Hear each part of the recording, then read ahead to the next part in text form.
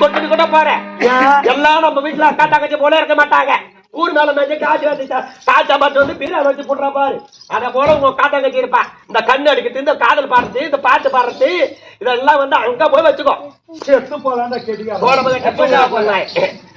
ஆவது அழிவது ஒரு பெண்ணாலே ஜெபமும் கொல்லாதே ராவண சூர்பனக தன்னாலே மண்ணோட அவர்களை முன்னாலே சீதாபராக்கு பத்து பேர் என்று பாராத அந்த இளைஞத்துறை ராவணேஸ்வரன் கொண்டு போய் இளைஞர் வெட்டா பார்த்தியா? அவன் கோத்திரிமையே அழிந்து விட்டது பாரு. அவன் ஆளு இருந்தானா இல்லையா? அத போல அழிஞ்சு வீணா போட போற. வந்தவன் யாரு? கதையா